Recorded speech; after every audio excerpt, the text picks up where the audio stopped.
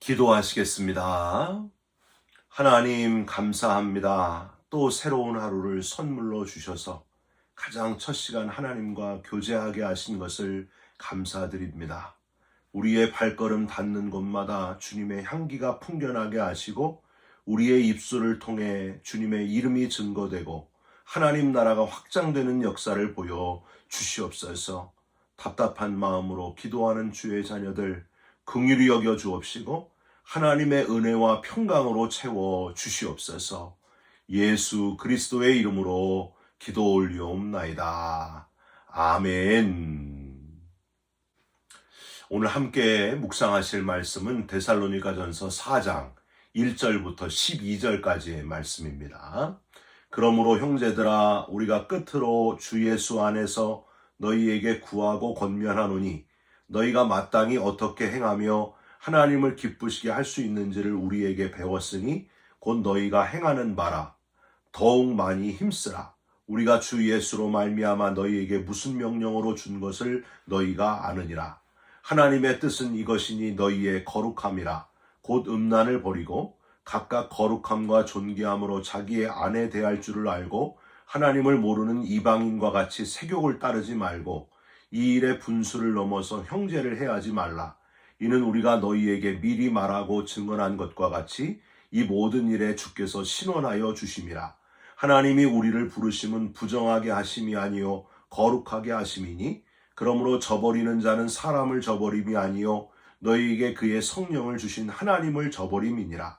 형제 사랑에 관하여는 너희에게 쓸 것이 없음은 너희들 자신이 하나님의 가르침을 받아 서로 사랑함이라.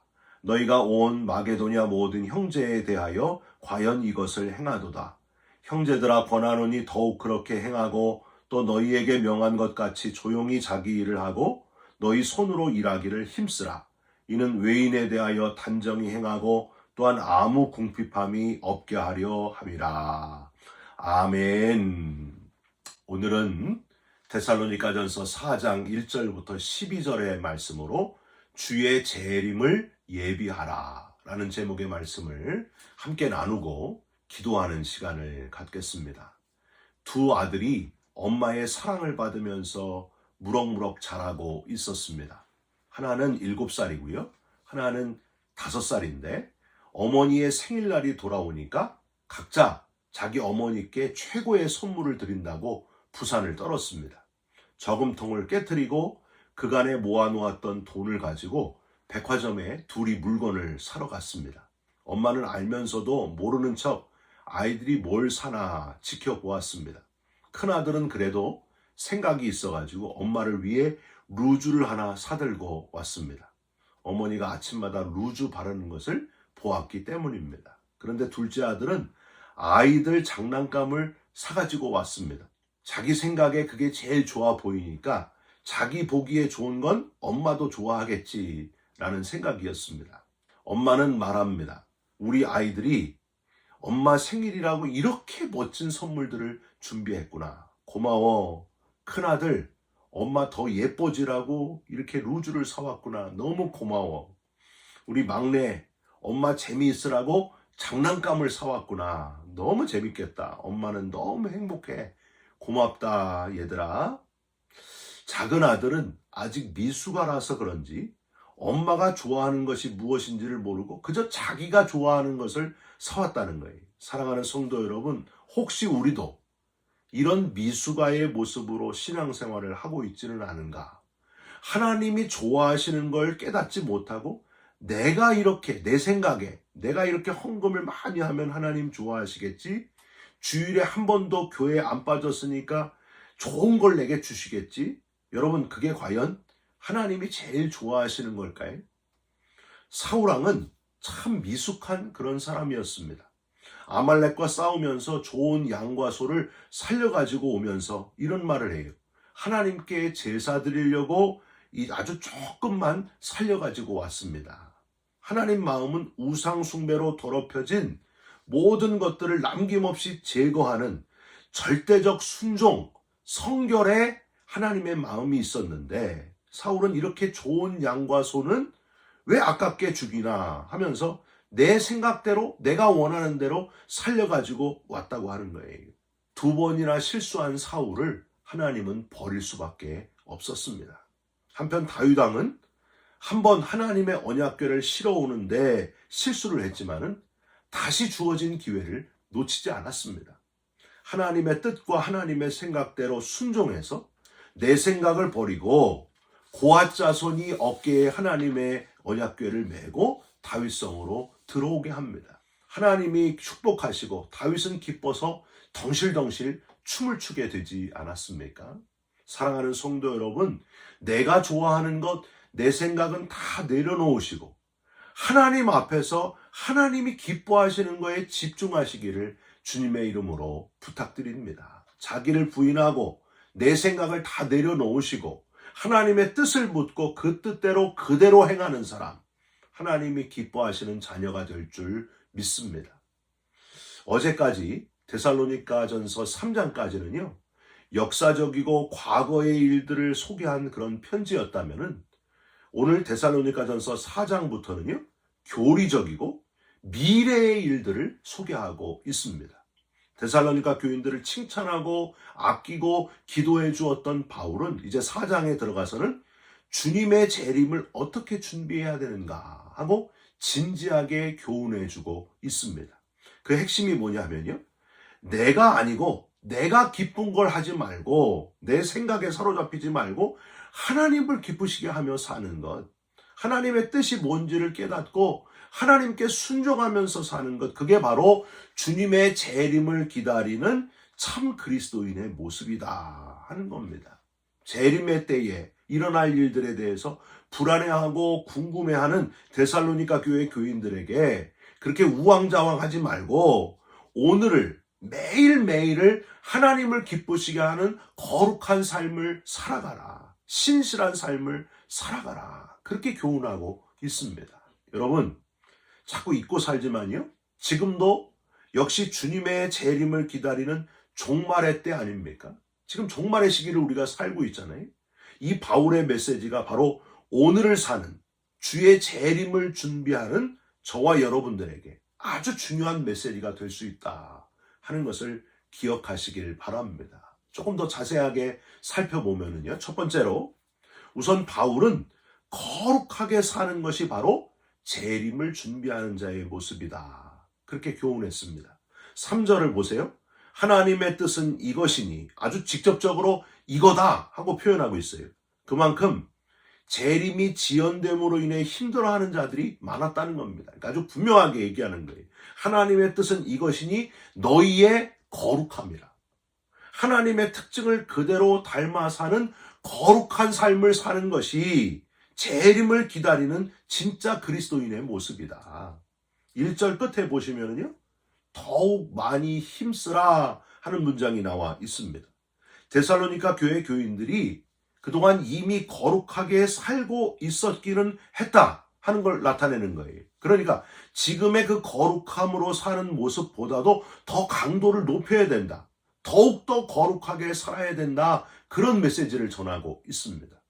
그런데 구체적으로 더욱더 강도를 높인 거룩함의 삶은 뭔가 피부에 와닿도록 그 다음 뒤에 설명을 해요. 4절 각각 거룩함과 존귀함으로 자기의 아내에 대할 줄을 알고 실제로 아내를 귀하게 여기긴 하는데 당시 사회 정황상 우리나라 옛날 못지않게 아주 남존여비 사회였기 때문에 바울은 아직도 아내를 함부로 대하는 이들이 있었다 하는 걸 지적하는 거예요. 아내를 그냥 대하지 말고 존귀하게 대해야 된다. 5절 하나님을 모르는 이방인과 같이 세욕을 따르지 말고 즉 육체가 원하는 대로 욕구 중심대로 살지 말아야 된다. 6절 이 일의 분수를 넘어서 형제를 해하지 말아라. 당시에 욕구 중심대로 살아서 교회 안에 내가 죽지 않고 욕심대로 살다가 교회 안에서 싸우고 다투는 일이 있었던 것 같습니다. 이렇게 다투는 일이 있어서야 너희들 되겠느냐. 형제를 해하는 모습은 절대로 재림을 준비하는 그리스도인의 모습이 아니라는 거예요. 여러분, 제가 아는 변호사님이 있는데 이 변호사 일을 하다가 제일 힘들 때가 교인들끼리 붙은 싸움이 제일 힘들답니다. 끝이 없는 싸움, 서로 저마다 상대편을 마귀라고 한다는 거예요. 마귀 짓을 한다. 자기도 예수 믿는 게 참 부끄러워가지고 누가 물어보면은 그냥 교회 안 다닌다고 그렇게 대답을 한대요. 이 변호사님이. 저는 이렇게 생각을 해요. 웨슬리 목사님이 신자에게도 타락의 가능성이 늘 남아있다 하셨거든요. 아무리 예수 믿어도 항상 늘 은혜로 충전되어 있지 않으면 언제든지 거룩함을 잃어버리고 나락으로 떨어질 가능성이 늘 있다는 거예요. 여러분 이거 기억하시기 바랍니다. 늘 은혜에 충전되어 있어야 된다. 은혜에 집중하여 충전되고 있어야 된다는 거예요. 그게 바로 거룩함을 잃어버리지 않는 방법입니다. 재림을 준비하는 자의 모습이라는 거예요. 내가 죄인이었고 도저히 하나님의 자녀가 될 자격이 없는 사람인데, 구원받을 자격이 없는 사람인데 하나님의 자녀 삼아주신 은혜, 1만 달란트 탕감받은 그 은혜, 살려주신 그 은혜에 집중하셔가지고 내 욕구대로 살려고 하고 형제와 싸우려고 하는 그걸 이겨야 된다는 거예요. 미연에 방지해야 된다고 하는 거예요. 저는 지금 교회에서요, 리딩 지저스 성경 공부를 인도하고 있는데 집중해서 성경을 읽어야 되기 때문에 저도 바쁘고 성도님들도 바빠요. 그런데 이 기간이 얼마나 은혜로 충만한지 몰라요. 성경 읽느라고 막 집중하다 보면은 싸울 시간도 없고 얼굴 붉힐 시간도 없어요. 빨리 성경 읽어야 되니까. 여러분 바로 이겁니다. 내게 주어진 시간들을 은혜가 더 차지하도록 넘치도록 채우는 거예요. 그게 바로 거룩해지는 방법입니다. 주의 재림을 준비하는 자의 모습이라고 하는 거예요. 미연에 방지해서 자꾸만 은혜가 넘치도록 은혜로 채워가는 거예요. 말씀으로 채워가는 거예요. 성령 충만함으로 채워가는 거예요. 은혜의 시간으로 채우고 또 채우셔서 영적으로 너무 바빠서 살아가시기를 주님의 이름으로 부탁드립니다. 두 번째로 재림을 준비하는 자는 바로 형제를 사랑하는 자다라는 사실을 깨달으시기 바랍니다. 9절을 한번 보세요. 형제 사랑에 관하여는 너희에게 쓸 것이 없음은 너희들 자신이 하나님의 가르침을 받아 서로 사랑함이라. 바울의 이 표현으로 봐서는 전체적으로 데살로니가 교회 성도들은요, 형제 사랑하는 건 이미 잘하고 있었던 것 같아요. 앞에 6절을 보아서는 형제를 해하는 일이 있었구나 하고 걱정할 수 있지만은 전체적으로는 이미 잘하고 있다고 지금 칭찬하는 거예요.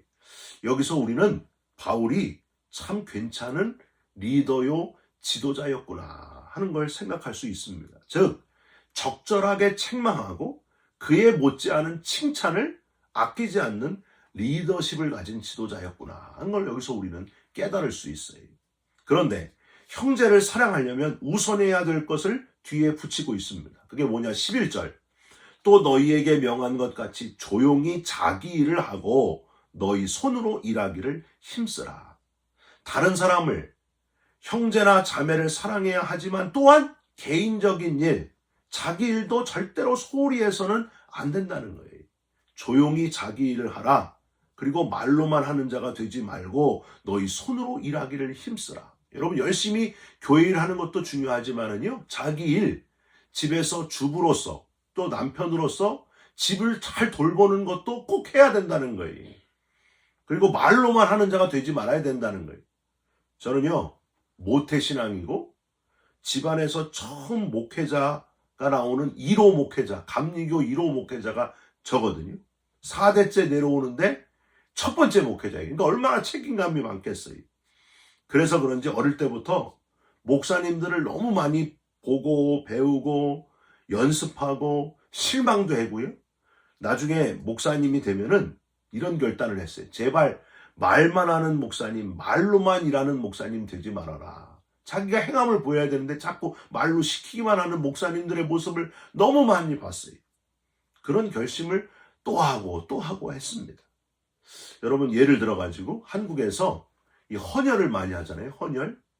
근데 목사님이 여러분 헌혈합시다. 그러면 헌혈이 되는 게 아니에요. 목사님이 헌혈하자고 하시고 제일 1등으로 나가서 먼저 헌혈을 하면 성도들이 따라오는 거예요. 말에는 반드시 솔선수범의 행동이 분명히 따라와야 된다는 거예요. 그런데 안타깝게도 제가 그동안 자라면서 본 많은 목사님들이 생각보다 말만 앞서는 분들이 너무 많았던 것 같아요. 이게 지금 저 들으라고 설교하는 거예요. 말만 하지 말아라. 말한 대로 그대로 실천하라. 행하라. 오늘 11절을 한번 다시 보세요. 또 너희에게 명한 것 같이 조용히 자기 일을 하고 너희 손으로 일하기를 힘쓰라. 말로가 아니라 너희의 손으로 직접 행동으로 일하기를 힘써야 된다. 이게 바로 형제 사랑의 기초고 재림을 준비하는 자가 꼭 실천해야 될 일이라고 하는 사실입니다. 여러분, 마이크 잡는데 앞장서는 사람 되지 말고요. 입보다 말보다 손으로 일하기를 힘쓰는, 그런데 앞장서는 그런 사람이 바로 재림을 준비하는 그리스도인이다 하는 사실을 꼭 기억하시고 실천하시기를 주님의 이름으로 부탁드립니다. 예수님이 바로 그런 분이었습니다. 공생의 3년 동안 예수님은 말로 일하신 게 아닙니다. 손으로 발로 뛰셨습니다. 만져주시고 어루만져 주시고 안수해 주시고 떼어 주시고 나누어 주시면서 제자들의 더러운 발을 다 씻겨 주시면서 그렇게 일하셨습니다. 형제 사랑을 넘어서서 온 인류를 사랑하심을 십자가에서 손에 못이 박혀 주심으로 완성하셨습니다. 우리 대신 죽어 주심으로 인류 구원을 이루어 주셨습니다. 손으로 보여주셨고요. 입이 아니에요. 손이에요. 발이에요. 행동으로 보여주셨어요. 주의 재림을 예비하는 사람, 거룩하고 손으로 일하기를 힘쓰는 자가 되시기를, 실천하는 그리스도인 되시기를 주님의 이름으로 축원드립니다. 기도하겠습니다. 하나님, 재림을 준비하는 자로 깨어서 살게 하여 주시옵소서. 하나님을 닮아 거룩하게 사는, 나를 부인하고 내 십자가를 지고 거룩을 이루어가는 우리 모두가 되게 하여 주시옵소서. 말로 일하는 자가 아니고 손으로 발로 주님을 닮은 실천하는 그리스도인이 되게 하여 주시옵소서. 예수 그리스도의 이름으로 기도 올리옵나이다. 아멘. 하늘에 계신 우리 아버지여, 이름이 거룩히 여김을 받으시오며 나라가 임하시오며 뜻이 하늘에서 이룬 것 같이 땅에서도 이루어지이다. 오늘 우리에게 일용할 양식을 주옵시고 우리가 우리에게 죄진 자를 사하여 준 것 같이 우리 죄를 사하여 주옵시고 우리를 시험에 들게 하지 마옵시고 다만 악에서 구하옵소서. 나라와 권세와 영광이 아버지께 영원히 있사옵나이다. 아멘. 사랑하는 성도 여러분, 입이 아닙니다. 말이 아닙니다. 손으로 발로 뛰면서 거룩한 성도로 주의 재림을 준비하면서 살아가시기를 주님의 이름으로 축원드립니다. 여러분 승리하시길 바랍니다. 사랑합니다. 축복합니다. 감사합니다.